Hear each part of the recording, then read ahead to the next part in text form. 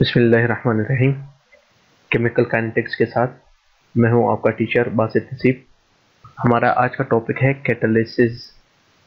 Catalyst है क्या चीज़, catalyst कितने टाइप्स के होते हैं, कहां कहां पे यूज़ होते हैं और किसी भी केमिकल रिएक्शन पर उनका क्या असर होगा, ये हम डिस्कस करेंगे। तो कैटलिस्ट बेसिकली कुछ ऐसे केमिकल सब्सटेंसेस है जो किसी केमिकल रिएक्शन में यूज़ होते हैं उसके स्पीड बढ़ाने के लिए, लेकिन कभी भी ये केमिकल रिएक्शन के अंदर खुद कंज्यूम नहीं होते। कैटलिस्ट जो केमिकल रिएक्शन की स्पीड बढ़ा दे उन्हें पॉजिटिव कैटलिस्ट कहा जाता है। वो कैटलिस्ट जो केमिकल रिएक्शन की स्पीड कम कर दे, डिक्रीज कर दे, उन्हें नेगेटिव कैटलिस्ट या इनहिबिटर कहा जाता है। कैटलिस्ट को हम कारखानों में, इंडस्ट्रीज में भी यूज़ करते हैं और उसके साथ साथ कैटलिस्ट लिविंग बॉडीज के अंदर भी यूज़ होती है। वो कैटलिस्ट जो लिविंग बॉडीज के अंदर यूज हो उन्हें बायो कैटलिस्ट या एंजाइम कहा जाता है। वो केमिकल रिएक्शंस जिनके अंदर हम कैटलिस्ट यूज करते हैं उनकी स्पीड काफ़ी बढ़ जाती है लो टेम्परेचर पर ही, और इस तरह से वो रिएक्शन जो नॉर्मल कंडीशन पे इकोनॉमिकल नहीं था, ज़्यादा हमें प्रोडक्ट नहीं दे पाता, अब वो ज़्यादा प्रोडक्ट देने के काबिल बन जाता है। किसी भी कैटलिस्ट में कौन कौन सी खसूसियात होनी चाहिए? कैटलिस्ट का सबसे पहला जो फंक्शन है वो ये हो कि ये केमिकल रिएक्शन के एक्टिवेशन एनर्जी को कम कर दे, जिसकी वजह से केमिकल रिएक्शन की स्पीड बढ़ जाए। किसी भी केमिकल रिएक्शन में कैटलिस्ट खुद यूज ना हो, कैटलिस्ट इक्विलिब्रियम पोजीशन को चेंज न कर दे किसी भी रिवर्सिबल रिएक्शन में। ये सिर्फ और सिर्फ इक्विलिब्रियम पर पहुंचने का जो टाइम है उस टाइम को कम कर दे, कम टाइम में इक्विलिब्रियम पर रिएक्शन को पहुंचा दे। कैटलिस्ट एंथैल्पी के ऊपर, टोटल रिएक्शन के जितनी भी एंथैल्पी होगी उसके ऊपर कैटलिस्ट का कोई असर नहीं होता। ये उन रिएक्शन को स्टार्ट ही नहीं कर सकता जो थर्मोडायनेमिकली फिजिबल ना हो। मतलब अगर कोई रिएक्शन मुमकिन ही नहीं है तो कैटलिस्ट ऐड करने से वो रिएक्शन कभी भी खुद ब खुद ओकर नहीं होगा। तो एंथैल्पी के ऊपर कभी भी इसका कोई असर नहीं होता। रिएक्शन मुमकिन नहीं तो कैटलिस्ट कुछ भी नहीं कर सकता, बेशक आप जितने भी ज़्यादा मिकदार में डाल दें। एक खास रिएक्शन के लिए या सीरीज ऑफ रिएक्शन के लिए एक स्पेसिफिक कैटलिस्ट यूज होगा। ज़रूरी नहीं कि एक कैटलिस्ट से हर किस्म के रिएक्शन कैटलाइज हो सके। कैटलिस्ट को हम डीएक्टिवेट भी कर सकते हैं। थोड़ी सी तादाद में हम अगर इम्प्योरिटी डाल दें तो कैटलिस्ट अपना फंक्शन खो देगा। इसको हम कहते हैं पॉइजनिंग ऑफ कैटलिस्ट। इम्प्योरिटी को हम पॉइजन कहते हैं जो कैटलिस्ट के फंक्शन को रोक दे। किसी भी कैटलिस्ट के कैटलाइजिंग प्रॉपर्टी को या कैटालिटिक बिहेवियर को आप इंक्रीज भी कर सकते हो, जैसे आप डिक्रीज कर सकते हो पॉइजन से, वैसे ही इसकी कैटालिटिक बिहेवियर को इंक्रीज भी कर सकते हो। उसके लिए एक अलग सा केमिकल सब्सटेंस यूज होगा जिसे हम एक्टिवेटर या प्रोमोटर कहते हैं। कैटलिस्ट अगर फाइनली पाउडर्ड फॉर्म में हो तो ये ज़्यादा इफेक्टिव होगा। पाउडर्ड कैटलिस्ट की उसका सरफेस एरिया ज़्यादा होगा, जिसकी वजह से वो ज़्यादा से ज़्यादा रिएक्शंस को प्रोडक्ट में कन्वर्ट कर पाएगा। कैटलिस्ट की टाइप्स। कैटलिस्ट मुख्तलिफ फिजिकल स्टेट्स में एग्जिस्ट कर सकता है। 3 किस्म के कैटलिस्ट है कैटलिस्ट के नेचर की बुनियाद पर। वो कौन कौन से है? Homogeneous catalyst, heterogeneous catalyst, enzyme catalyst. अब वो केमिकल रिएक्शन जो कैटलिस्ट के जरिए अकर हो उनको कैटालिसिस कहते हैं। तो होमोजीनियस कैटलिस्ट के जरिए होमोजीनियस कैटालिसिस होगी, हेटेरोजीनियस कैटलिस्ट के जरिए हेटेरोजीनियस कैटालिसिस होगी, एंजाइम के जरिए एंजाइम कैटालिसिस होगी। अब होमोजीनियस कैटालिसिस क्या है या कैटलिस्ट क्या है? वो कैटलिस्ट जो रिएक्टेंट के साथ सेम फेज में हो, मतलब जिस भी फेज में रिएक्टेंट्स होंगे, चाहे वो लिक्विड फेज में हो, सॉलिड फेज में हो या गैसियस फेज में हो, कैटलिस्ट भी अगर उसी सेम फेज में हो तो उसे हम कहेंगे कि ये होमोजीनियस कैटलिस्ट है। हमेशा जब भी कोई रिएक्शन होगा तो रिएक्टेंट्स या गैसियस फेज में होंगे या लिक्विड फेज में होंगे। कैटलिस्ट भी गैसियस फेज में हुआ तो वो होमोजीनियस कैटलिस्ट होगा। अगर लिक्विड फेज रिएक्टेंट के साथ कैटलिस्ट भी लिक्विड फेज में है तो हमारे पास ये होमोजीनियस कैटलिस्ट होगा। याद रखना, होमोजीनियस कैटलिस्ट या गैसियस फेज या लिक्विड फेज में आ सकता है, सॉलिड फेज में कभी भी नहीं आ सकता।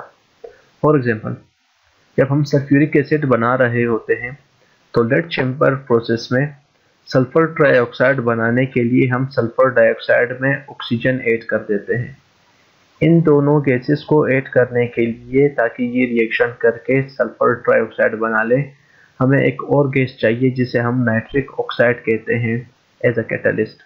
नाइट्रिक ऑक्साइड आप जितना भी यूज़ करोगे एंड में आपको उतनी ही तादाद में वापस मिल भी जाता है, तो इस वजह से हम इसे कैटलिस्ट कहते हैं।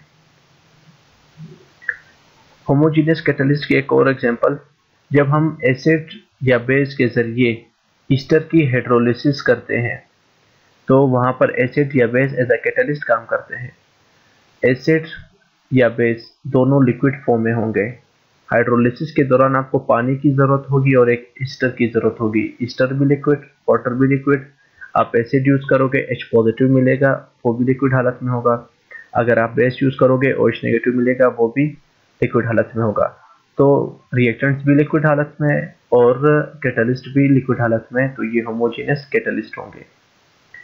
और इसके ज़रिए आपको मिलेगा एसिड और उसके साथ साथ आपको मिलेगा अल्कोहल।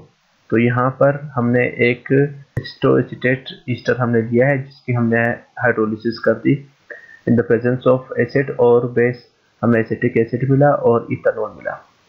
इन रिएक्शन में कैटलिस्ट और रिएक्टेंट्स दोनों सेम फेज में थे, इस वजह से इस रिएक्शन को होमोजीनियस कैटलिसिस कहा जाता है और ये कैटलिस्ट होमोजीनियस कैटलिस्ट कहलाएगा।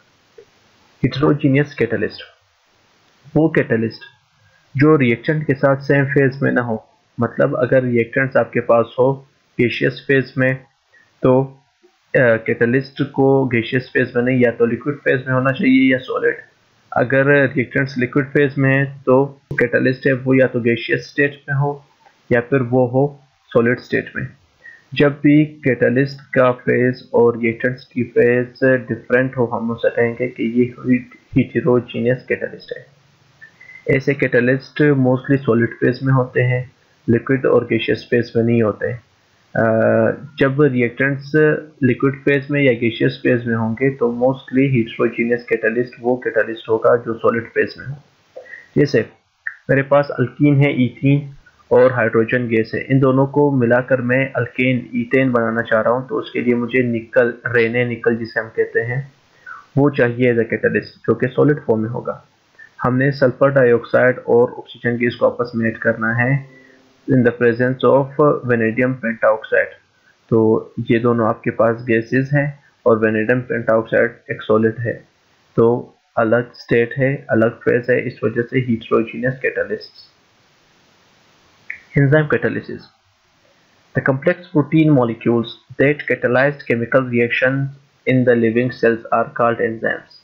Enzymes वो chemical proteinaceous complex molecules होंगे जो chemical reactions को catalyze करते हैं। कौन से chemical reaction? जो living cells के अंदर occur होते हैं।